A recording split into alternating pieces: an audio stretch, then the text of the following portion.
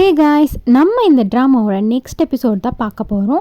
அந்த எபிசோட ஸ்டார்டிங்லேயே பார்த்தீங்கன்னா நம்ம ஹீரோ வந்துட்டு அழுதுட்டுருக்கா இல்லையா. அப்போ ஹீரோவும் அவங்க அம்மாவும் உள்ளே வராங்க. நீ எதுக்குடா இங்கே வந்த, உன்னை வெளியே தானே போக சொன்னேன், இங்கே எதுக்கு வந்த அப்படின்னு சொல்லிட்டு இந்த பாட்டி திட்டுறாங்க. அப்போ அவங்க அம்மா வந்துட்டு நீங்கள் என்ன உங்கள் பேர்னு திட்டிகிட்டு இருக்கீங்க, உங்கள் செல்ல பேரனை போய் திட்டிகிட்டு இருக்கீங்க, இவ தான் அவ்வளோ தப்பு பண்ணியிருக்கா, என்னடானா அவளை போய் திட்டாமல் இவனை திட்டிகிட்டு இருக்கீங்க அப்படிங்கும்போது இவன் பண்ண காரியம் அப்படி, இவன் எப்படி பண்ணியிருக்கான்னு வந்துட்டு உனக்கு தெரியும்ல, குழந்தைய போய் அழைச்சிருக்கான் அப்படின்னு சொல்லிட்டு இருக்கான், இவன் அப்படி பண்ணியிருக்க மாட்டான் அப்படின்னு சொல்லிட்டு அவங்க அம்மாவும் பேசிகிட்டு இருக்காங்க. இப்படி இவங்க 3 பேர் பேசிகிட்டு இருக்காங்க. நம்ம ஹீரோயின் அழுதுகிட்டு இருக்கா. அவளும் வந்துட்டு இவளுக்கு வந்துட்டு நம்ம ஹீரோயினை சுத்தமாக பிடிக்காது. யாருக்குன்னா நம்ம ஹீரோட அம்மாவுக்கு. அவங்க எப்படியாவது வந்துட்டு டிவோர்ஸ் பண்ண வச்சிடணும் அப்படின்னு சொல்லிட்டு தான் யோசிச்சுக்கிட்டு இருப்பா. அப்போ தான் வந்துட்டு இவங்க எல்லாத்துக்கும் அதிர்ச்சி தர மாதிரி ஒரு ரிப்போர்ட் வருது. என்னன்னு பார்த்தா நம்ம ஹீரோக்கு அந்த குழந்தை பெற்றுக்கக்கூடிய தகுதியே இல்லை அப்படின்னு சொல்லிட்டு வருது. நம்ம ஹீரோனால அதை வந்துட்டு இது பண்ண முடியாதுன்னு சொல்லிட்டு வருது. அப்படி வரும்போது பாட்டி பார்த்து ஐயோ இதோட வந்துட்டு நம்ம வம்சம் வந்துட்டு அழிய போதா அப்படி இப்படின்னு சொல்லி ரொம்ப ஹார்ட் பிரேக் ஆகி அழுதுட்டுருக்காங்க. அவங்க அம்மா அழுதுட்டுருக்காங்க. அப்போ இது யாரோட குழந்தை அப்படின்னு சொல்லிட்டு கேட்கும்போது உண்மையாலுமே இது அவரோட குழந்தை தான், எனக்கு நல்லா தெரியும், இது அவரோட குழந்தை தான் அப்படின்னு சொல்லிட்டு அவள் அழுதுட்டுருப்பா. என்ன தைரியம் தான் இப்படி ஏமாற்றிக்கிட்டு இருக்கே அப்படின்னு சொல்லிட்டு நம்ம ஹீரோயினை போய் அடிக்க போகிறாங்க. ஏமா இப்படி பண்ணுறீங்க அப்படின்னு சொல்லிட்டு நம்ம ஹீரோ போய் தடுக்கிறான். இவ தாண்டா ஏதோ ஏமாத்துக்கார வேலை பண்ணியிருக்கா அப்படின்னு சொல்லிட்டு போய் தேவையில்லாமல் அடிக்க போகிறாங்க. நம்ம ஹீரோயினை வந்துட்டு நம்ம ஹீரோ தான் காப்பாற்றி விட்றான். நம்ம ஹீரோயின் இருந்துட்டு நீ எப்படி இருந்தாலும் என்னை நம்ப போகிறது கிடையாது, நீ என்னை பழி வாங்கணுன்னு தானே இருக்க, இது வந்து உன் பிள்ளைய இல்லைன்னு தான் நீ சொல்ல போகிற அப்படின்னு சொல்லிட்டு இருக்கான்.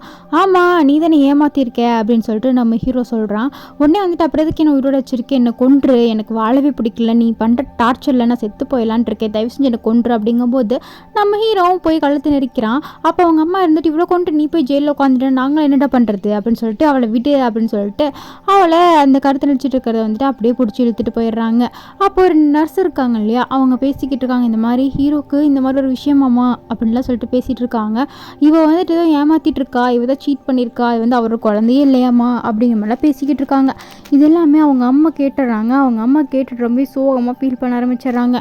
இனி என்னெல்லாம் கொடுமைப்படுத்த போகிறான்னு தெரில என் பிள்ளைய, பேசாமல் நான் இங்கேருந்து செத்து போயிடலாம் அப்படின்னு சொல்லிட்டு அவங்க அம்மா அந்த ஆக்சிஜன் மாஸ்க்லாம் எடுத்துகிட்டு சாகிறேன் அப்படின்னு சொல்லிட்டு இருக்காங்க. அப்போ அவங்க டாக்டர்ஸ்லாம் வந்து ஏன் இந்த மாதிரிலாம் பண்ணுறீங்க, ஒழுங்காக வந்துட்டு எங்கள் கூட கோஆப்ரேட் பண்ணுங்கள், அப்போ தானே உங்களுக்கு சீக்கிரம் சரியாகும் அப்படிங்கும்போது இல்லை எனக்கு வாழவே பிடிக்கல அப்படின்னு சொல்லிட்டு அவங்க அம்மா வந்துட்டு ரொம்ப அழுக ஆரம்பிச்சிடுறாங்க. அப்போது நம்ம ஹீரோ அங்கே வரான். அங்கே வந்துட்டு குடும்பமாக உங்களுக்கு நடிக்கிறதா ஒரு வேலையா, அவன் என்னன்னா அங்கே நடிச்சிட்ருக்கா, நீங்கள் என்னன்னா இங்கே நடிச்சிட்ருக்கீங்க, ஒழுங்காக வந்துட்டு உங்களுக்கு மெடிசன் எடுக்க முடியாதா அப்படின்னு சொல்லிட்டு தேவையில்லாமல் திட்டிட்டு அவன் பாட்டுக்கு அங்கேருந்து போயிடுறான். அப்போ அவங்க அம்மாவுக்கு ரொம்பவே வந்துட்டு சோகமாயிடுது. அவங்க என்ன பண்ணுறாங்கன்னா அவங்க பிள்ளைக்கு கால் பண்ணுறாங்க. கால் பண்ணி இந்த மாதிரி சொல்கிறாங்க, நான் இருக்கிறனால தான் உனக்கு இவ்வளோ கஷ்டம், பேசாமல் நான் செத்து போயிடுறேன் அப்படிங்கிறாங்க. ஏமா இந்த மாதிரிலாம் பேசுகிறீங்க, எனக்கு ஒன்றும் இல்லை, நான் நல்லா தான் இருக்கேன், ஒரு 5 minutes இருங்க நான் அங்கே வந்துடுறேன் அப்படிங்கிறவ அவனை வந்துட்டு ரொம்ப ஸ்பீடாக அங்கே ரஷ் பண்ணி போகிறான். அங்கே போய் பார்க்கும்போது என்ன ஆகுதுன்னு பார்த்தீங்கன்னா அவங்க அம்மா அப்படியே பில்டிங்லேருந்து குதிச்சு இறந்து போயிடுறாங்க. இதை பார்த்தா நம்ம ஹீரோயினுக்கு அப்படியே ஷாக் ஆகி மயக்கம் போட்டு விழுந்துடுறா. இவ்வளோ நாளாக வந்துட்டு நம்ம கஷ்டப்பட்டதெல்லாம் வேஸ்ட்டாக போயிடுச்சு, ஏன் இந்த மாதிரி இருக்காங்க அப்படின்னு சொல்லிட்டு ரொம்ப அழுதுகிட்டு இருக்கா. நம்ம ஹீரோ வந்துட்டு அவங்களோட பாடி வாங்கிட்டு அங்கே போயிடுறாங்க. நம்ம ஹீரோயின் வந்துட்டு இங்கே உட்காந்து ரொம்பவே அழுது புலம்பிகிட்டு இருக்கா. பேசாமல் நானும் செத்து போயிடட்டா அப்படின்னு சொல்லிட்டு அழுதுகிட்டு இருக்கா. அப்போ தான் நம்ம ஹீரோயினுக்கு வந்துட்டு யாரோ சொல்கிறாங்க, கடைசியாக ஹீரோ தான் போய் பார்த்துட்டு வந்தான்னு சொல்லிட்டு, நீ இதை சொல்லியிருக்க, நீ இது சொன்னதுக்கப்புறம் தான் எங்கள் அம்மா இறந்து போயிருக்காங்க, நீ சொல்லு என்ன சொன்னேன்னு, நீ தான் அதுக்கு காரணம் அப்படின்னு சொல்லிட்டு ரொம்பவே நம்ம ஹீரோ சட்டையை பிடிச்சிட்டு வந்துட்டு அப்படியே கதறி அழுகிறா. சொல்லு நீ தானே அப்படின்னு சொல்லிட்டு அழுகிறா. அவன் வந்துட்டு நான் ஒன்றும் பண்ணல, உனக்கு வந்துட்டு தெரியாது என்ன நடந்துச்சுன்னு, நான் அப்போயும் எதுவுமே சொல்ல கிடையாது அப்படின்னு அவன் சொல்கிறான். நீ ஏதோ பண்ணியிருக்கே அப்படின்னு சொல்லிட்டு நம்ம ஹீரோயின் நம்பாமல் நம்ம ஹீரோவை போட்டு வந்துட்டு ரொம்ப இது பண்ணிகிட்டு இருக்கான். அவன் நான் இல்லைன்னு சொல்லிட்டே இருக்கேன்ல அப்படின்னு சொல்லிட்டு 2 பேருமே வந்துட்டு அப்படியே சண்டை போட்டுக்கிட்டு இருக்காங்க.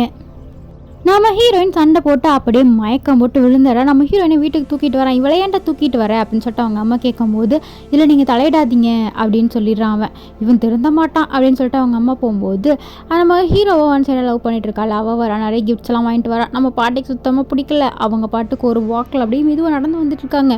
உங்களுக்கும் தான் பாட்டி நான் வாங்கிட்டு வந்திருக்கேன் அப்படின்னு சொல்லிட்டு நல்ல மாதிரி சொல்லிட்டு இருக்கா. இந்த மாதிரி வந்துட்டு நிறைய கிஃப்ட்ஸ்லாம் வாங்கிட்டு வந்திருக்கா இல்லையா. அவங்க அம்மா என்ன பண்ணுறாங்கன்னா, உன்னை வந்துட்டு என் பையன் கூட தான் கல்யாணம் பண்ணி வைக்கணும்னு சொல்லிட்டு இருக்கேன், அவளை எப்படியே பிரித்து விட்டுடலாம் அப்படின்னு சொல்லிட்டு இவங்க 2 பேர் பிளான் போட்டுட்ருக்காங்க. அது மட்டும் இல்லாமல் அவளுக்கு ரொம்ப ஹீரோ பிடிக்கிற மாதிரி வந்து டேக் பண்ணிக்கிட்டு இருக்கா. எனக்கு அவனை ரொம்ப பிடிக்கும், எப்படியாவது கல்யாணம் பண்ணி வச்சுருங்கம்மா சரியா அப்படின்லாம் சொல்லிட்டு பேசிகிட்டு இருக்கா. இவ சரியா நடிச்சுக்கிட்டு இருக்கா. அவங்க அம்மாவும் ஏமாந்து போய் நான் கல்யாணம் பண்ணி வைக்கிறேம்மா அப்படின்னு சொல்லிட்டு இருக்காங்க. இதுக்கப்புறமா நம்ம ஹீரோயின் மயக்கத்துலேருந்து எந்திரிச்சு பாட்டிக்கிட்ட சொல்லிட்டு அழுதுட்டுருக்கா. அவன் தான் பாட்டி ஏதோ கொன்னுட்டான், எங்கள் அம்மா அவன் ஏதோ சொல்லியிருக்கான், அதுக்கப்புறம் தான் எங்கள் அம்மா இந்த மாதிரி ஆயிட்டாங்க அப்படின்னு அவன் சொல்லிட்டு இருக்கா. அப்போல்லாம் இல்லை, என் பேர் அப்படிலாம் கிடையாது, என்னதான் கொடுமைப்படுத்தினாலும் அவன் இந்த மாதிரி விஷயத்த பண்ணியிருக்க மாட்டான், நான் ஸ்ட்ராங்காக வந்து நம்புறேன் அப்படின்னு சொல்லிட்டு அவங்க பாட்டி சொல்லிட்டு இருக்காங்க.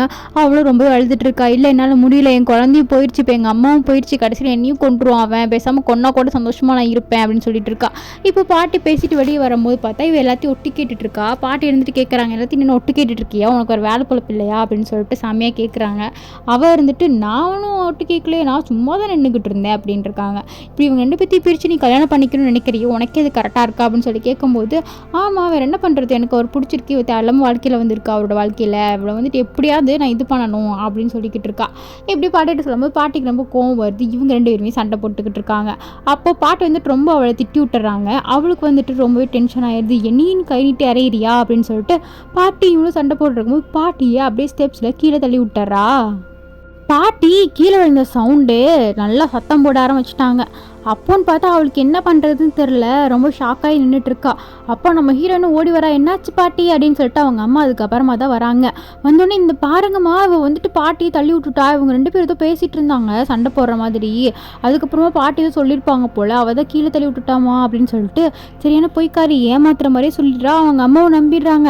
இப்போ அவங்க அம்மா நம்பிட்டு என்ன பண்ணுதுன்னா, லூஸு ஆம்புலன்ஸுக்கு ஃபோன் பண்ணாமல் நீ தானே கொன்ன, நீ தானே இப்போ பாட்டியும் வந்துட்டு இந்த மாதிரி பண்ணியிருக்க, உனக்கு இருக்குடி அப்படின்னு சொல்லிட்டு நம்ம ஹீரோயின் சண்டை போட்டுட்டு இருக்காங்க. நம்ம ஹீரோயின் இல்லைன்னு சொல்லிட்டு இருக்கா.